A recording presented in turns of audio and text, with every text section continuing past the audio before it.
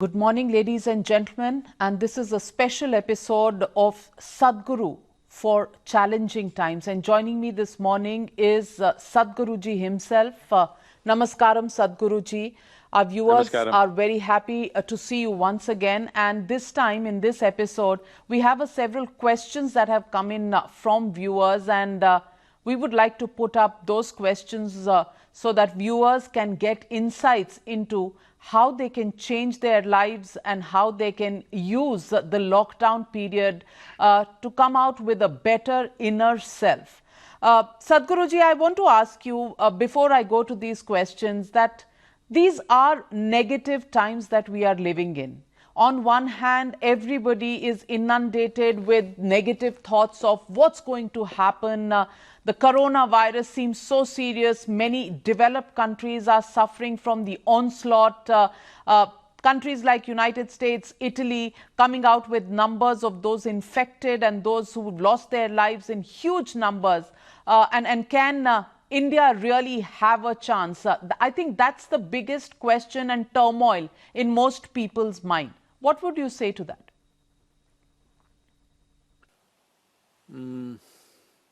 Well, they're definitely challenging times. Whether we make this negative or not is left in the human hands. The challenging times for sure. Well, as you know, the numbers in many countries, how they've gone. Fortunately, in India still it is under control because of a very effective lockdown or a blockade that's happened. And very effectively, district borders have been blocked. I think that is the main reason why it is not spreading the way it could have otherwise. Having said that, in these times, when challenging times, this is a time a human being has to stand up and show who he is or she is, because other creatures will react instinctively and do what they have to do. A human being means we can consciously respond to the situations that we face and make the best out of it. Now, for every one of us, I'm sure it's true for you, at least for me, in the last 40 years, I never ever got 3 weeks break in any way. Not that it's a break now, even now we are inundated with work of a different kind, but at least we are sitting back and looking at various aspects of our life. For many others who are locked up in their own homes, this is 3 weeks that they have. They must make use of this, rather than calling it lockdown, curfew and other things. We must see this as time for our transformation, and definitely this is a break for a variety of things. Many machines and automobiles would be buzzing forever are now quiet. Let make our bodies and minds also rest and recuperate and come back as better human beings. This is very much possible.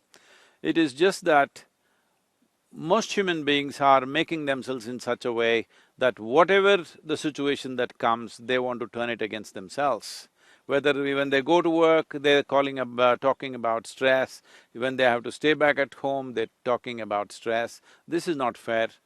Those of you who are suffering work, at least now, you must sit back, build your body towards better health and well-being, build your mind for better possibilities in your life, and build yourself as a human being so that you will blossom as a better human being than what you are right now.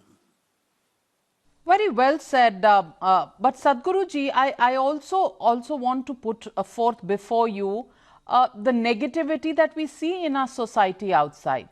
You know, there is the issue of migrant labor. Now, one side says they did try to protect them, they were given orders to stay where they are. The other side is saying that no, these people have, in the political class created this controversy deliberately by trying to get people out of certain states into their own hometown so that numbers in various states stay rather on the lesser side rather than on the higher side. Also negativity for each one of us when we have to hear all of this, whether we are prepared in terms of medical facilities or whether we are prepared in terms of the government in power in various states and at the center is going to be able to look after us as a society. How do we deal with fears? Because all of them arise out of a basic fear which says what will happen to us. See, are we prepared in terms of medical facility? Well, I would say definitely we are not, and no nation is. No nation is capable of addressing medical situation for large-scale infections in their nations, and neither are we. Well, compared to Western countries and developed countries, maybe we are a little less prepared medically, but at the same time, this particular spread will depend not just on medical facilities, this is largely dependent upon one thing is determination of the administration to stop movement of the people and personal discipline from the citizens. I feel largely Indian population till now and the administrations in the states and the center have done an exemplary job. About migrant workers moving back from cities, we need to understand this. Most of them have not moved with their families. They've come as largely as single men, maybe a few women, but largely male population. At home, back home, in their rural habitats, they have families, they have wives, mothers, children, and also land. Usually women are tending to the land and men are working in the cities for a few months. When there is no work for 3 weeks or more, one thing is wanting to go back home, another thing is a concern about what could be happening at home, so they definitely want to move back. We should have accommodated that, but the way things multiplied, the way the virus infections were multiplying everywhere in the nation, the lockdown happened quickly and suddenly, and also the surprise element was important also for implementation. So this one aspect could not be dealt with and people have gone back. I only hope they have not taken big amount of infection to rural India, at least till now it's not been reported. I hope that passes off well. But handling 1.4 billion people, there is no perfect way of handling. Let's understand that. Absolutely. There is no perfect way of doing this, and actually, we do not have any experience of managing such a huge lockdown of such a huge population and such a huge challenge from a virus that is virtually infecting countries after countries. Sadhguruji, let me also put forth before you some of the questions that we've got from our viewers. Vijay from Mumbai wants to know, after this pandemic is over, after we've successfully managed to battle this, as the Prime Minister had said, with Sanyam, as well as with Sahyog and a lot of discipline, as you said, do we have to now reinvent the meaning of life? Will things change forever, and should they change forever for people? If people had invented their own meanings for life, they will be forced to reinvent right now. It's very important that we neither invent nor reinvent meanings for life. Life is not about meaning, life is about profoundness of experience. And in that context, this is a fantastic opportunity for all of you, especially those of you who are in big cities like Mumbai, who inevitably live in small apartments. So this is a tremendous opportunity for you to see that it is not about each one of us concocting or cooking up our own meanings and philosophies for life. It is about deepening the process of life, it is about having a deeper perception as to what is the nature of our life and how to make this into a full-fledged possibility, rather than each one of us weaving philosophies or cooking up our own meaning. So definitely, please do not reinvent anything. If what you had invented is broken, it is time to simply address life as it is, not through our own concepts, philosophies and ideologies. Another question coming in from Pooja Verma, again from Mumbai. She says, a lot is being said about utilizing this time and getting in touch with your inner self. How does one achieve that? So let us understand this, that how do you get in touch with the outer world? The only way you're getting in touch with the outer world is by seeing, hearing, smelling, tasting and touching. The five sense organs is your conduit to the outer world. If these five things did not work, you have no outer world, there's no such thing. Whatever you are seeing around you, whatever you're hearing around you, whatever you smell, taste and touch, happens as an experience only within you. Though the instruments of perception are looking out, the instruments of experience or the seat of experience is within us. So, if you want to turn inward, the simplest thing is cut off the external input as much as possible. Well, the lockdown has forced you to stay at home. We need to understand this, that of all the perceptions that we have, our visual perception is one of the strongest. Right now they are watching the television. So, you know that television is a much bigger experience than a radio simply because it is making use of the visual perception. For human beings, visual perception is the strongest one. Suppose you were some other carnivorous animal, let's say a dog, you would be more dependent upon the perception of smell than of vision. The carnivorous animals live off their smell, they know everything by smell. A mile away, what is happening, they know by smell, not by vision. But with human beings, it's the vision. In the yogic way of life, in the science of yoga, there are 8 limbs of yoga. One important limb of yoga is called pratyahara. What this means is, the outgoing way of perceiving life, we are investing a certain amount of energy in seeing what is around us, hearing what is around us, smelling, tasting and touching and perceive the world. This perception is not happening free to us, it is costing us a certain amount of life. I must tell you, in my experience, when I did not know any spiritual process, I was just, well, out of not knowing what to do, I was spent a lot of time in Western Ghats in the jungles. I found that for 2 weeks or 3 weeks, if you did not see any human beings, I would be so charged with energy, I would be almost floating on the earth, I wouldn't be walking. That much of energy within me. Then I realized that looking at a tree, looking at a mountain, looking at another animal and looking at a human being has a huge difference, because when it comes to seeing human beings, there is an engagement of judgment, logic, various levels of automatic responses that are happening within us because we identify a human being as in some way a part of ourselves, and these things are happening. So just because I did not see any human faces for a long time, this happened. But today we know by experience, and we set this up for any number of people, when people close their eyes and sit for long periods of time, you will see their food consumption comes down, their energy levels go up and their sleep quotas come down, simply because the amount of energy that you spend visually, if it is cut off. So one simple thing that you can do is, you can start with an hour maybe. You don't know any meditation, anything, it doesn't matter, just close your eyes and sit. What is happening around you, you will hear, do not respond to that. What is happening in your mind in terms of thought and emotion, do not respond to that. Simply sit there ignoring both thought and emotion and the outside world. So, you simply sit there with eyes closed. You can stretch this in terms of time depending on your ability to do it, just sitting with eyes closed.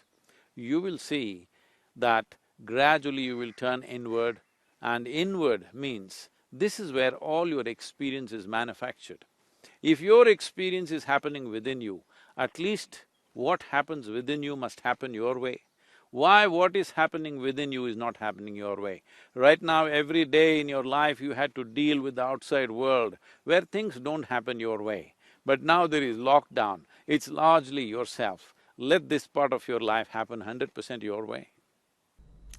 That's very well said, Sadhguru ji, but two of our viewers have similar questions. Punita from Mumbai, Pallavi Mahendru from Mumbai both say, how do we have a positive attitude during this lockdown? Because it's very natural to feel overwhelmed with anxiety, depression and emotions. How do we deal with this? See, once you tell yourself it's natural to be in anxiety and depression, how to get you out of it, please tell me. Why do you think it's natural to be depressed and anxious? Please look back, if you want to understand what is natural, look back at a state when you were 5, 6 years of age. Was it natural for you to be anxious and depressed? Or was it natural for you to be bursting with joy? Which was natural for you? Now, when did this happen in Mumbai that it's natural to be anxious and depressed? But Sadhguruji, you talked about meditation, so I have a question for you. Very often, when we try and close our eyes and we try to concentrate within, there is a lot of thoughts that race through our mind. There are troubles, there are issues that we need to deal with, there are uncertainties. How do you blank out all of these thoughts running through your mind to have it blank, to focus on something that is really, the discovery of oneself? See, this is a kind of prejudice that people have towards their brains.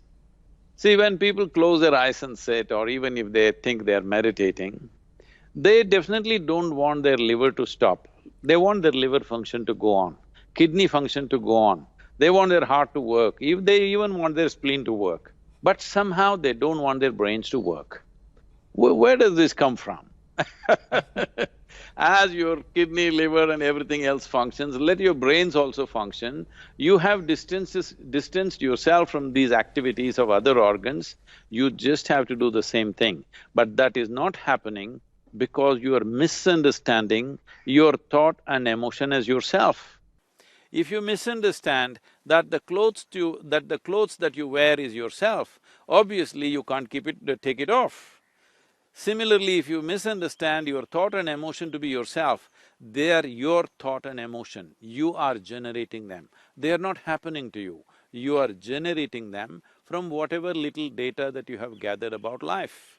Now, you've gotten so identified with it, whatever you get identified with it, after some time, you begin to experience it as myself, and that's all the problem is. So right now there are simple processes as to how to disidentify with everything that you are not. Or if you identify with something that you are not, if I think I am this tree, obviously you will think I've lost my mind.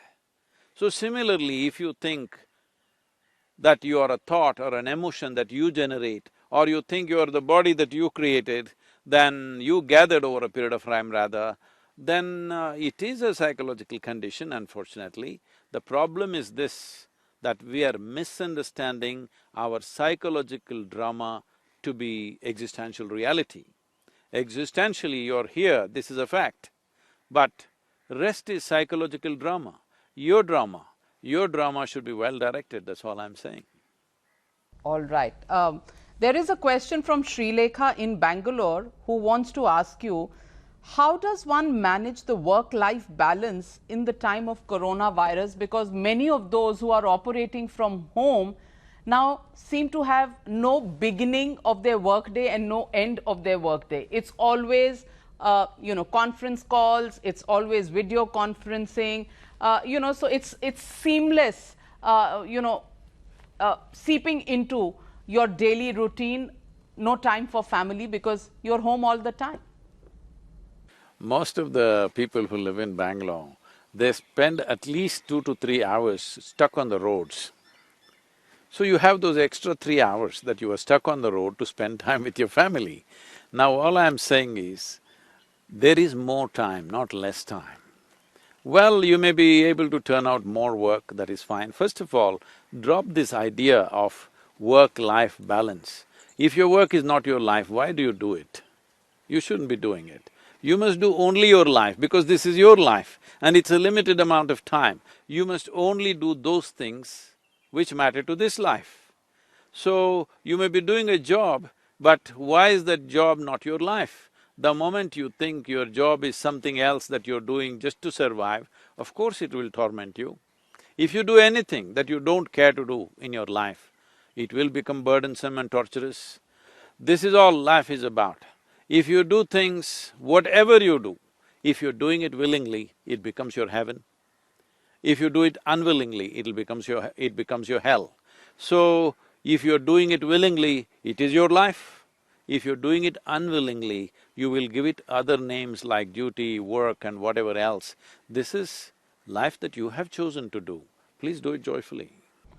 Very well said, and I have a confession to make when it comes to the vocation that I have chosen, which is journalism and which is to bring news to other people. I think this is the period when I'm We got you enjoying to it most. confess very quickly, Navika.